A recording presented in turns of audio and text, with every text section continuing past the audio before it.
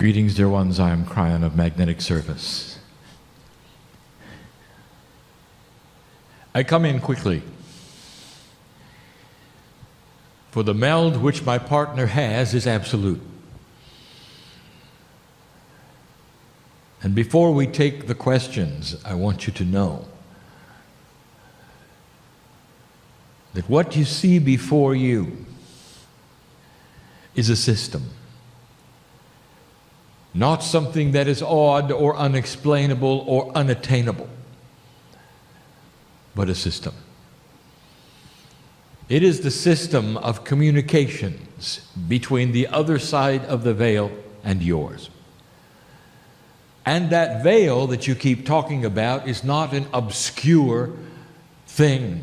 It is simply a dimensional barrier. And that barrier moves with belief. Therefore, what we are telling you is that any human being in the room can push through the barrier. They can push through the barrier and still be in 3D. Because you have a cellular structure which is built and designed to be quantum.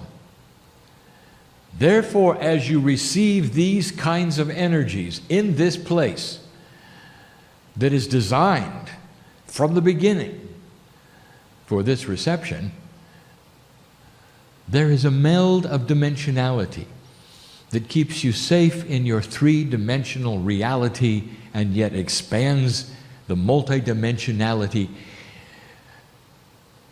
of God. Jesus. And the voice you hear right now has his foot in both places. For his body continues to do the things that it was designed to do. Corporally, he is still in 3D. But that which is his quantum field is now expanded. It touches that which is his higher self, which is then the portal that opens on my side. And when he began this, there was no linear kind of message that you're hearing now. There were intuitive thought groups that made no sense at all. The exercise you just did was for you to understand what it feels like to have an intuitive. And sometimes it was synchronistic for your group and sometimes it was not, but always it was on purpose.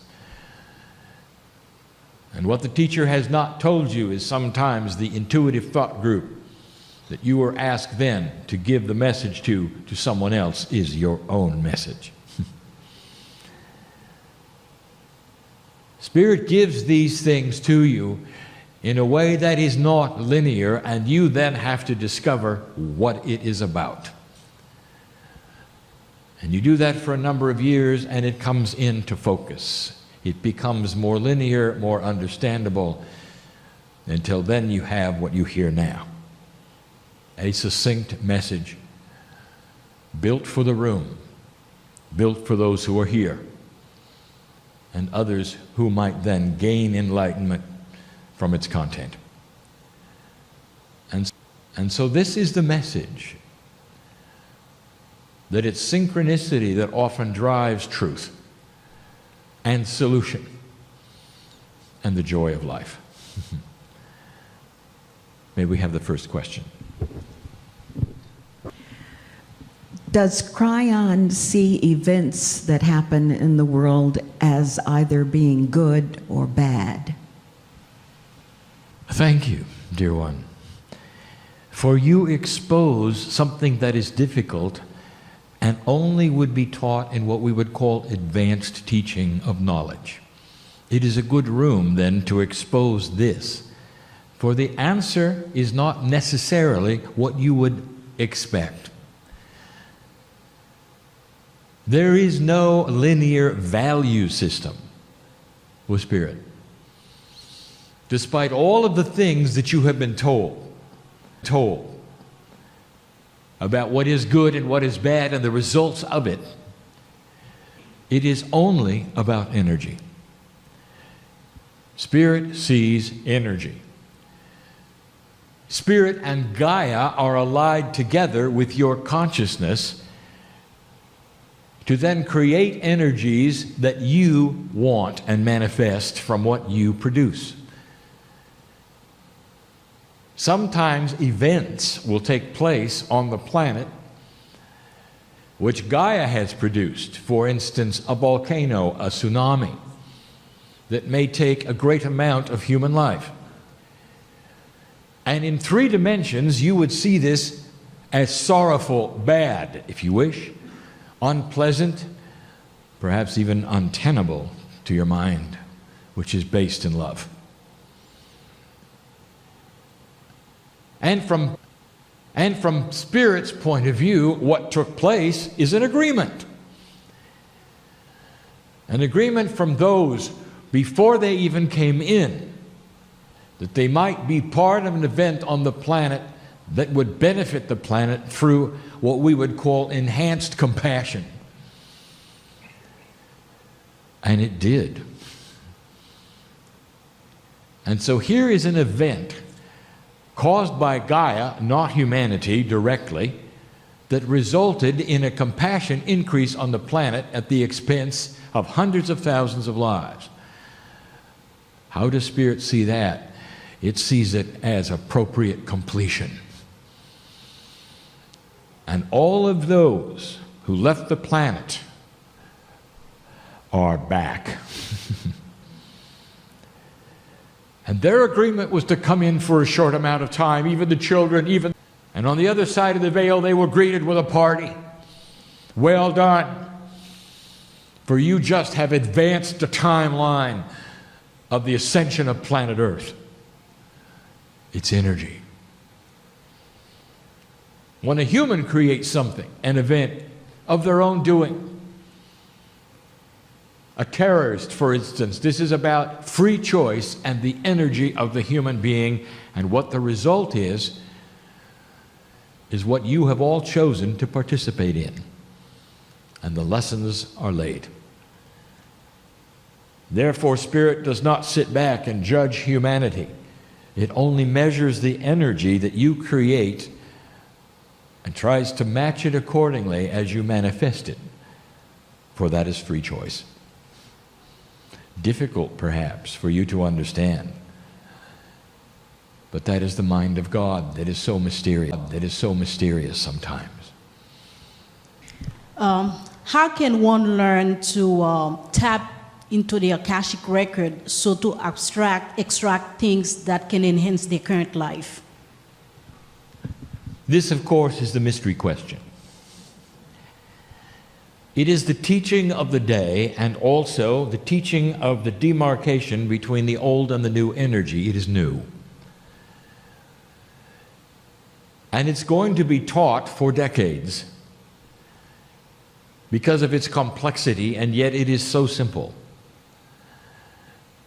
We have given the expression before of what the process is, and in review, we tell you this, that your intent to do these things is the most powerful energy on the planet. For the intent of the human being that is pure is sacred, and that is you're using the divine part of you, the God part of you, to begin that intent. It can't be casual. It cannot be as what we would call someone looking around, trying to find something that works, and so they will intend this one or that one. It isn't like shopping processes, where you're going to look at this one for a while and cast it aside until something else works. That is not pure intent. It is something you're going to do with such commitment that you can already see the results of it as you commit to it. We described the human being jumping into the lake. They know about gravity. So as soon as they leave the bank of the lake, on their way into the lake, they know it's forever, they're going to get wet. There's no going back. That's pure intent. Happen when they jump. Now let me complete the metaphor. For you're about to jump in the lake by pulling upon the Akash and a trust, not of something you want. The trust is in that which is your higher self, or what my partner has called body intelligence innate, to help you get what you need. So the first instruction is, don't make up your mind what you're going to get. Number 2, trust that whatever it is going to happen. Number 3, be pleased with what the choice is. And number 4, understand that as soon as you jump, as soon as you give the intent, as soon as this is seen by Spirit as pure, that you're going to have help. And the one who then jumps into the gravity, and it's going to pull them right into it no matter what. And it's the best metaphor we have. That's the help that you're going to get. It's going to happen. And so the hardest thing is, how do you generate pure intent? How can you focus a quantum energy that you have not used much? And the answer is to try. And there will be some of you who start to understand, as nothing happens, that you're doing it incorrectly. And so you start to adjust that and understand perhaps that your intent is not pure, perhaps you're afraid, perhaps you're not ready. All of those things will factor into it. But I want to give you the truth, and that is, you are prepared. There is a part of your DNA that is now in a cooperative mode for this, and it wasn't a decade ago. So when you hit the trigger, it'll happen. There is no hand holding you back from our side of the veil. Do you understand this? Do not try it, think you failed because you're not worthy or because God says you're not ready. It has to do with your purity of request. And that's all I can give you, human being, at this moment.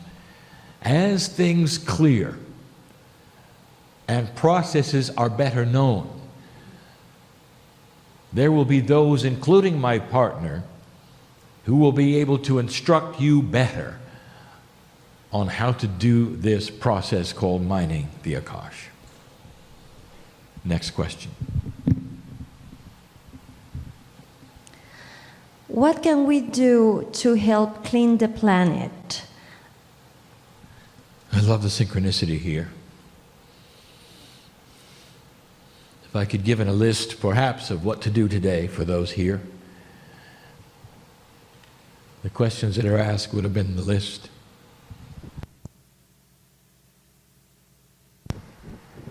This is not something you expect.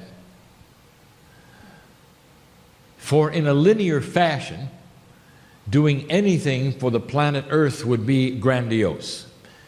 And here's what you expect to hear: that you would get together with others so that the light would be bright, and that would then affect others, and you'd have a bigger group and a bigger light, and that is not how it works. You're dealing with the quantumness of God, that is to say, rules of spiritual physics that do not fit into what you have in 3D. The very act, as a metaphor, is a multi-dimensional piece of matter. It does not operate or act in a three-dimensional manner. And neither does the answer to your question. For the true answer on how to help this planet the most is through individual action,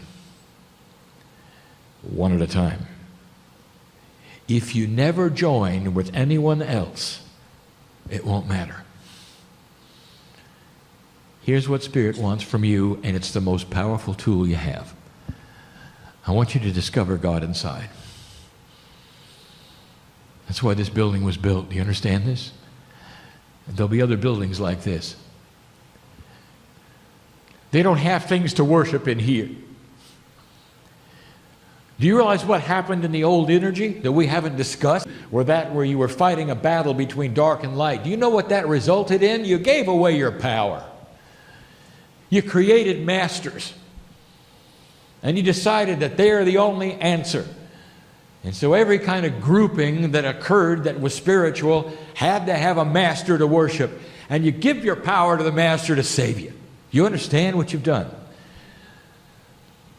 And now you turn a corner where it now becomes individual and you're the master. And it's about time you fell in love with yourself.